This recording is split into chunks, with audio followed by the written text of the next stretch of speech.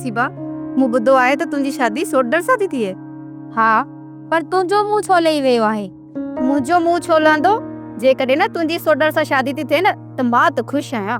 जॾहिं तूं ख़ुशि आहीं त मां बि तो लाइ दुआऊं थी कयां, तोखे बि सोडल जहिड़ो ख़ूबसूरत मुड़ुसु मिलंदो। ॾाढो छोरनि मारियो थी, एतिरो त माने चयो मान, पर हू बि छा कनि। लॻे थो त तुंहिंजे पोयनि खे तुंहिंजी का परवाह ई न आहे।